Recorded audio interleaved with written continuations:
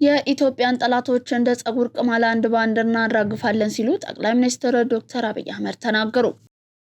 ደረጀ በላይ የማስረሻ ሰጤን ፈለግ ሊከተል መሆኑ ተሰማ።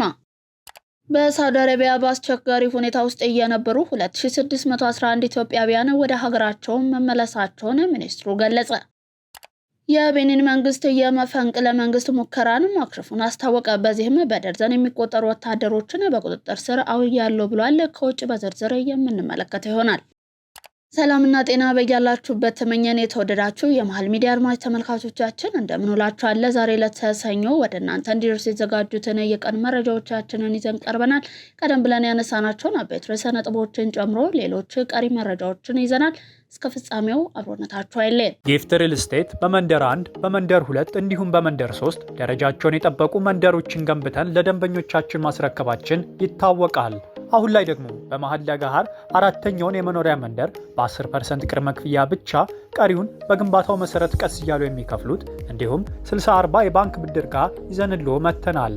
በተጨማሪም ከ18 ካሬ ጀምሮ የንግድ ቦታዎችን እንዲሁም በ22 በሲኤምሲ በመርካቶ ተጨማሪ ሳይቶችን በ5% ቅድመ ክፍያ ብቻ ይዘንሎ መተናል። ለበለጠ መረጃና ለሳይት ጉብኝት በ0936 34 55 36 ይደውሉ። በቀዳሚነት ወደ ያዝነው መረጃችን አለፍ። የኢትዮጵያን ጠላቶች እንደ ጸጉር ቅማል አንድ ባንድ እናራግፋለን ሲሉ ጠቅላይ ሚኒስትር ዶክተር አብይ አህመድ ተናገሩ።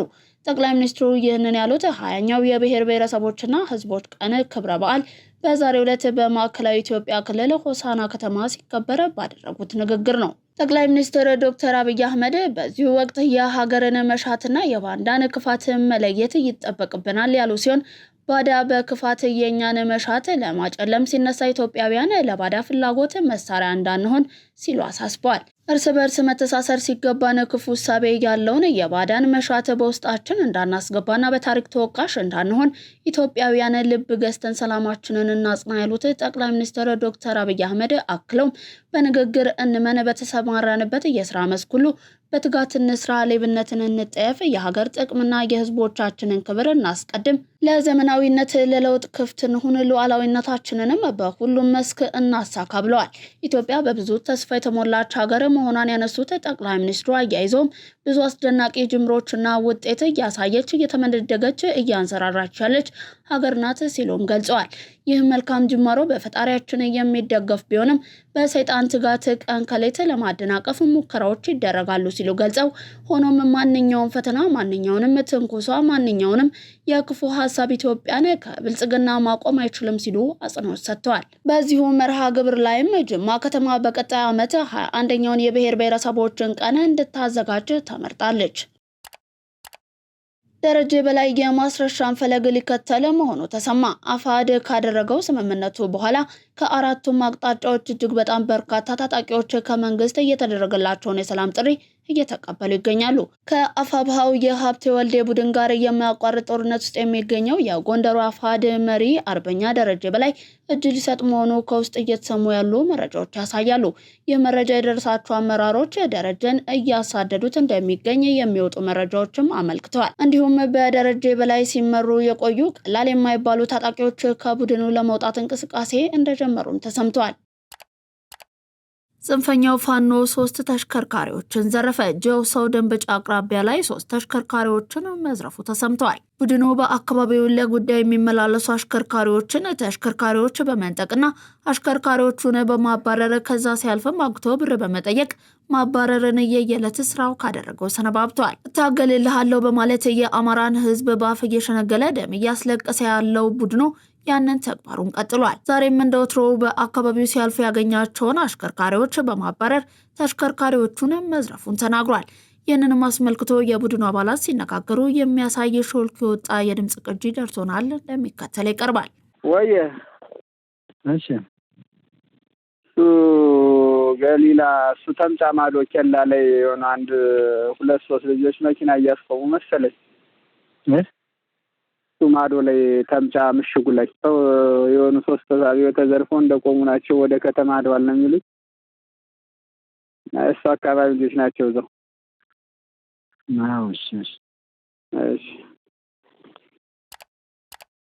የኢትዮጵያ ሰላማዊ የኒውክሌር ልማት መርሃ ግብር ከዓለም አቀፍ የአቶሚክ ኤነርጂ ኤጀንሲ ማዕቀፎች ጋር በማጣጣም የሚተገበር መሆኑን የውጭ ጉዳይ ሚኒስትር ዶክተር ጌዲዮን ጢሞቴዎስ ገለጹ። የኢትዮጵያን የኒውክሌር ኃይል ልማት መርሃ ግብር ማስጀመሪያና የኢትዮጵያ ኒውክሌር ኃይል ኮሚሽን ስራ ማስጀመሪያ የምክክር መድረክ በመካሄድ ላይ ይገኛል።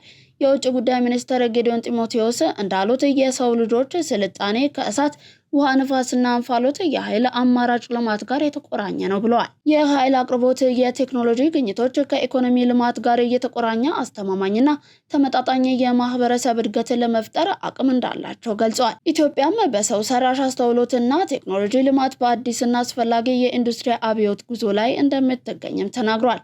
የኒውክሌር ቴክኖሎጂ ልማት በአስተማማኝ የረጅም ጊዜና የንጹህ ኃይል ምንጭነት ከፍተኛ ትኩረት እያገኘ መምጣቱንም አንስተዋል። የኒውክሌር ኃይል ዘላቂ ብልጽግና መሰረት ነው ያሉት ዶክተር ጌዲዮን ጢሞቴዎስ የኢትዮጵያን ፈጣን የኢኮኖሚ እድገትና ብዙ የህዝብ ቁጥር የኃይል ፍላጎትን ለማሟላት የረጅም ጊዜ ስትራቴጂካዊ መሰረተ ልማት ግንባታ ኢንቨስትመንቶችን ማስፋፋት አስፈላጊ ሆኗል ብለዋል። የኢትዮጵያ ሰላማዊ የኒውክሌር ኃይል ልማት መርሃ ግብር በጤና፣ በግብርናና በሌሎች የልማት መስኮች ትግበራ የኃይል ፍላጎትን በማሟላት ብልጽግናን የማረጋገጥ ትልምን ያነገበ መሆኑንም አስገንዝበዋል። የሰላማዊ ኒውክሌር ልማት መርሃ ግብር የምንፈልጋት ኢትዮጵያን እውን የማድረግ ብሔራዊ የልማት ፕሮጀክት ነው ብለዋል። የኢትዮጵያ አምራች ኢንዱስትሪዎች፣ ዳታ ማዕከላት፣ ባቡሮችና ተሽከርካሪዎች እንደ ኒውክሌር ኃይል ባሉ ከታዳሽና አስተማማኝ የኃይል ምንጮች በሚገኝ ኤሌክትሪክ ኃይል የሚሰሩባት ሀገር የማድረግ ጉዞም በወሳኝ ምዕራፍ ላይ እንደሚገኝ አብራርተዋል። ከዓለም አቀፍ የአቶሚክ ኤነርጂ ኤጀንሲ ጋርም የኢትዮጵያን ብሔራዊ የኒውክሌር ልማት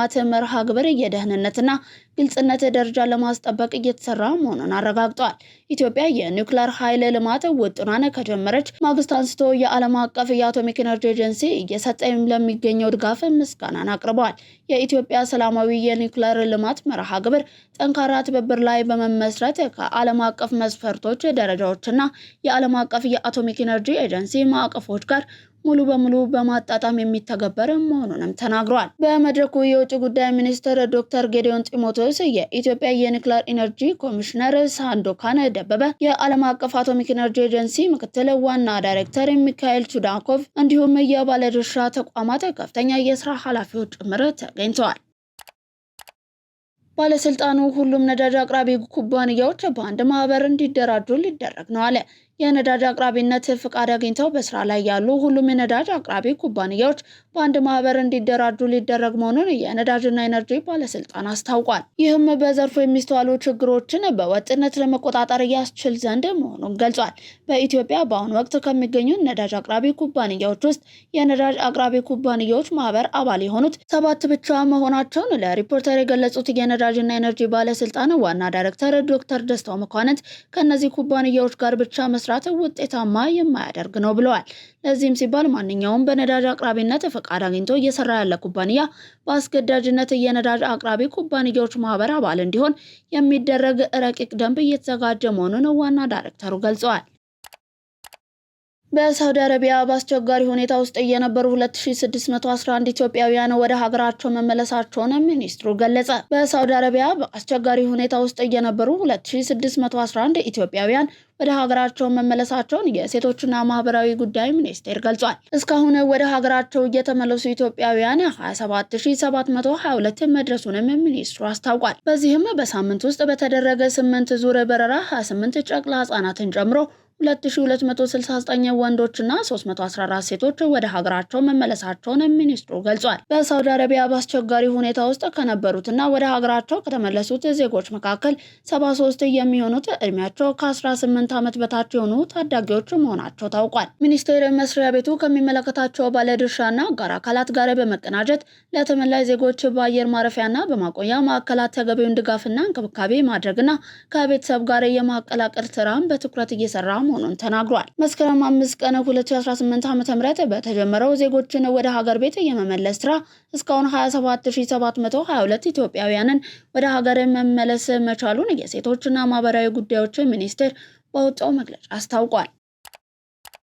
የብሔራዊ የጥናት መሰረተ ልማት ፕሮጀክት ኢትዮጵያን የሚመጥን ተቋም በመገንባት የውጭና ገቢ ምርቶች ተወዳዳሪነትና ተፈላጊነት እንዲጨምር ማድረጉን የንግድና ቀጠናዊ ትስስር ሚኒስትር ዶክተር ካሳሁን ጎፌ ገለጹ። የብሔራዊ ጥራት መሰረተ ልማት ፕሮጀክት የመዝጊያ መርሃ ግብር የጥራት ባህልን በማስረጽ ሀገራዊ እድገት ይረጋገጣል በሚል መሪ ሀሳብ እየተካሄደ ነው። የንግድና ቀጠናዊ ትስስር ሚኒስትር ዶክተር ካሳሁን ጎፌ በዚህ ወቅት የብሔራዊ የጥናት መሰረተ ልማት ፕሮጀክት በጠቅላይ ሚኒስትር ዶክተር አብይ አህመድ ሀሳብ አመንጭነት ከ8 ዓመታት በፊት መጀመሩን አስታውሰዋል። በዓለም ባንክ የ50 ሚሊዮን ዶላር ድጋፍ በተመረጡ ዘርፎች ላይ ሲተገበር የቆየው ብሔራዊ የጥራት መሰረተ ልማት ፕሮጀክት ውጤታማ እንደነበርም ተናግረዋል። የጥራት መሰረተ ልማት በኢትዮጵያ እያደገ ለመጣው የንግድና የኢንቨስትመንት ዘርፍ ጉልህ ሚና መጫወቱንም አንስተዋል። ከፕሮጀክቱ ትግበራ በኋላ የወጪና ገቢ ምርቶች የገበያ ተወዳዳሪነታቸውና ተፈላጊነታቸው ጨምሯልም ነው ያሉት። የብሔራዊ የጥራት መሰረተ ልማት ፕሮጀክት ኢትዮጵያን የሚመጥን ተቋም በመገንባት የወጪና ገቢ ምርቶች ተወዳዳሪነትና ተፈላጊነት እንዲጨምር ማድረጉንም አንስተዋል። ፕሮጀክቱ ከሀገራዊ የኢንዱስትሪዎች እድገት እቅድ ጋር ተጣጥሞ የተተገበረ በመሆኑ ሀገራዊ ብልጽግናን ለማረጋገጥ የተጀመረውን ጥረት በመደገፍ ረገድ ገንቢ ሚናን መጫወቱንም አመልክተዋል። በቀጣይ የጥራት መሰረተ ልማት ተጠቃሚ የሆኑ ተቋማት ስራቸውን አልቀው እንዲሰሩም አስገንዝበዋል። የንግድና ቀጠናዊ ትስስር ሚኒስትር ዴኤታ እንዳለው መኮንን በበኩላቸው ብሔራዊ የጥራት መሰረተ ልማት ፕሮጀክት ኢትዮጵያን የሚመጥን ተቋም የመገንባት ዓላማን አንግቦ መጀመሩን ተናግሯል። ፕሮጀክቱ ባለፉት 8 ዓመታት በጨርቃጨርቅ ቆዳና በአግሮ ፕሮሰሲንግ ዘርፎች ላይ ትኩረት አድርጎ የተሻለ ውጤት ማስገኘቱንም ነው ያነሱት። ፕሮጀክቱ ሲጀመር እንደ ሀገር ጥራት ላይ የነበረው አቅም ውስንነት እንደነበረው አስታውሰውም ፕሮጀክቱ በተቋማት ግንባታ ላይ ተጨባጭ ውጤት እንዲመዘገብ አስችሏል ብለዋል። ከፕሮጀክቱ ማብቂያ በኋላም የጥራት መንደሩንና የተተከሉ መሳሪያዎችን ቀጣይነት ማረጋገጥ የተቋማት ኃላፊነት መሆኑን አስገንዝበዋል። ከ130 ሺህ በላይ መምህራን በነፃ የመኖሪያ ቤት መስሪያ ቦታን አገኙ።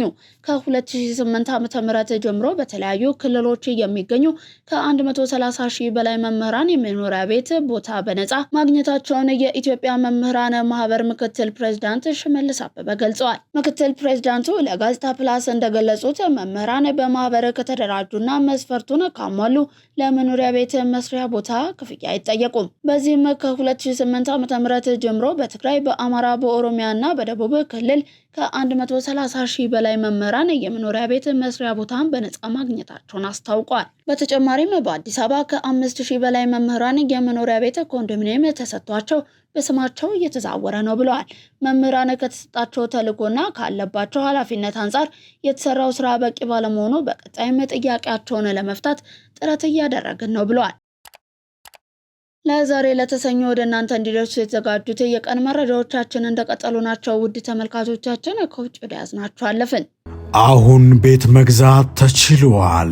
አዲሱ ፕላቲኒየም ብሎካችን ላይ 35% እውነተኛ ቅናሽ ለ15 ውድ የማል ሚዲያ ቤተሰቦች እንዲሁም አንድ ቤት ሲገዙ አንድ ቤት በነፃ የሚያገኙበት እድልም ተመቻችቷል። 60% ከወለድ ነፃ የባንክ ብድር በረጅም ዓመት የክፍያ አማራጭ ፓኖራሚክ ቪው ማለትም በአራቱም አቅጣጫ ማራኪ የተፈጥሮና የከተማ እይታ ለእያንዳንዱ ቤቶች ፕራይቬት ሊፍት የተገጠመላቸው የልጆች መጫወቻና የስፖርት ማዘውተሪያ፣ የመዋኛ ገንዳ፣ ጂምናዚየምና ቤተ መጻሕፍት፣ ፓርኪንግና የኤሌክትሪክ ቻርጅ መሙያን ጨምሮ ሌሎች ሁሉን አቀፍ መዝናኛዎችን በነፃ በመዲናችን አዲስ አበባ በነፋሻማዋ ለቡ መብራት እጅግ ማራኪና ቅንጡ በሆነው የመኖሪያ መንደራችን ውስጥ በ5% ቅድመ ክፍያ ብቻ የቤት ባለቤት ይሁኑ። ለበለጠ መረጃ በ0907 888883 ወይም በ0944 41 9190 ይደውሉ። በሶማሊያ 50 ህጻናት በዲፍቴሪያ ወረርሽኝ ምክንያት ህይወታቸው አለፈ።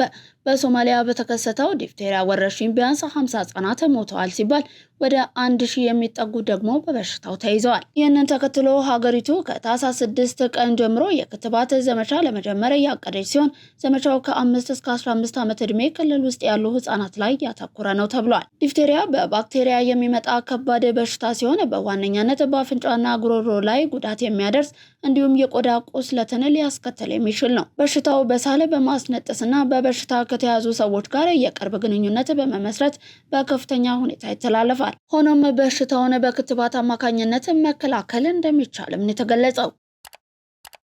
የቤኒን መንግስት የመፈንቅለ መንግስት ሙከራን ማክሸፉን አስታወቀ። በዚህም በደርዘን የሚቆጠሩ ወታደሮችን በቁጥጥር ስር አውያለሁ ብሏል። የቤኒን መንግስት አንድ ወታደራዊ ቡድን ፕሬዝዳንት ፓትሪስ ታሎንን ከስልጣን ማውረዱን በመንግስት ቴሌቪዥን ካወጀ ከጥቂት ሰዓታት በኋላ የመፈንቅለ መንግስት ሙከራ ማክሸፉን አስታውቋል። የሀገሪቱ ወታደራዊና የደህንነት ምንጮች እሁድ ዕለት እንደገለጹት የመፈንቅለ መንግስቱ ሙከራ አዘጋጆችን ጨምሮ በደርዘን የሚቆጠሩ ወታደሮችን በቁጥጥር ስር አውሏል። በቅርብ ዓመታት ውስጥ የምዕራብ አፍሪካ ቀጠና በርካታ የመፈንቅለ መንግስት ክስተቶች አጋጥሙታል። ከነዚህም መካከል የቤኒን ሰሜናዊ ጎረቤቶች የሆኑት ኒጀር፣ ቡርኪና ፋሶ እንዲሁም ማሊ፣ ጊኒና ከሁሉም በቅርቡ ደግሞ ጊኒ ቢሳው ይገኙበታል። ራሳቸውን መሰረት ማደስ ወታደራዊ ኮሚቴ ብለው የሰየሙት ወታደሮች ተገናኝተው ከወሰኑ በኋላ ፓትሪስ ታሎንን ከሪፐብሊካኑ ፕሬዝዳንት ስልጣን ማንሳታቸውን በመንግስት ቴሌቪዥን አስታውቋል። ሆኖም መግለጫው ከተሰማ ብዙም ሳይቆይ ከታሎን ቅርበት ያለው ምንጭ ለኤፍፒ ፕሬዝዳንቱ ደህና መሆናቸውን ገልጸው የመፈንቅለ መንግስት አቀነባባሪዎቹም ቴሌቪዥኑን ብቻ የተቆጣጠረ ትንሽ የሰዎች ስብስብ በማለት ኮንኗል። ምንጩ እንዳስታወቀው የሀገሪቱ መደበኛ ሰራዊት ቁጥጥሩን መልሶ እንደያዘ ሲሆን ሀገሪቱ ሙሉ በሙሉ ደህንነቷ የተጠበቀ ነው ብሏል። የቤኒን የሀገር ውስጥ ጉዳይ ሚኒስትር አላሳን ሰይዱ የወታደሩን መግለጫ አመት ሲሉ የጠሩት ሲሆን ዓላማውን አገሪቱንና ተቋሞቿን መረጋጋት እንዳይኖር ማድረግ ነው ሲሉም ገልጸዋል። ከግሪክ የባህር ዳርቻ ላይ የስደተኞች ጀልባ ሰጥሞ 18 ሰዎች ሞቱ። ከግሪክ ደቡባዊ የባህር ዳርቻ አቅራቢያ የስደተኞች ጀልባ በመገልበጡ 18 ስደተኞች ሲሞቱ 2 ሰዎች በህይወት መገኘታቸውን የሀገሪቱ የባህር ዳርቻ ጥበቃ ባለስልጣን አስታውቋል። ሮይተርስ እንደዘገበው ከሆነ የቱርክ የጭነት መርከብ ለመጀመሪያ ጊዜ ስደተኞችን የጫነችውን ጀልባ ከትንሿ ክሪሲ ደሴት በ40 ኪሎ ሜትር ርቀት ላይ አግኝቶ ነበር። በህይወት የተረፉት ሰዎች ወደ ቀርጤስ ደሴት መወሰዳቸውንም ገልጿል። በፈረንጆቹ 2015 እስከ 16 ከ1 ሚሊዮን በላይ የሚሆኑ ሰዎች ከመካከለኛው ምስራቅና ከአፍሪካ ወደ አውሮፓ ለመድረስ የግሪክን የባህር ዳርቻ ተጠቅመዋል። ይህ ደግሞ ብዙውን ጊዜ ለሞት የሚዳርጉ አደጋዎችን አስከትሏል። ለዛሬ ለተሰኞ ከማል ሚዲያ ወደ እናንተ እንዲደርስ የተዘጋጁት የቀን መረጃዎቻችን አበቁ። አብራችሁን ስለነበራችሁ እናመሰግናለን። ዜናውን ላይክ እና ሼር፣ ሚዲያችንን ሰብስክራይብ ማድረጋችሁን አትርሱ። ሰናይ ቀንን ተመኘን።